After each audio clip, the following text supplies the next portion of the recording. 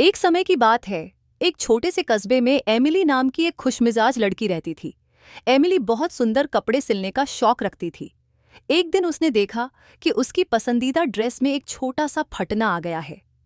अरे, यह तो बस एक छोटा सा फटना है, उसने सोचा। मैं इसे बाद में ठीक कर लूंगी।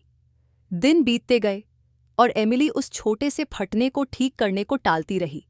धीरे धीरे वह छोटा सा फटना बड़ा होता गया। जल्द ही वह छोटा सा छेद एक बड़ा बदसूरत छेद बन गया। जो काम पहले आसानी से हो सकता था, अब एक बड़ी समस्या में बदल गया था। आखिरकार एमिली ने फैसला किया कि वह अपनी ड्रेस को ठीक करेगी, लेकिन अब उसे ठीक करने में काफ़ी समय लग गया, जो कि अगर वह इसे पहले ही ठीक कर लेती तो बहुत आसान होता। उसने मेहनत से कपड़े को फिर से सिलकर सही किया और इस बात का पछतावा हुआ कि उसने पहले ही छोटे फटने को ठीक क्यों नहीं किया।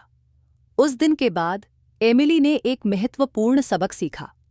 किसी छोटी समस्या को समय रहते ठीक कर लेना हमेशा बेहतर होता है, ताकि वह बड़ी समस्या न बन जाए। कहानी की शिक्षा। समय पर एक टांका 9 टांके बचाता है का मतलब है कि समस्याओं का समय पर समाधान करने से वे और बड़ी नहीं होती।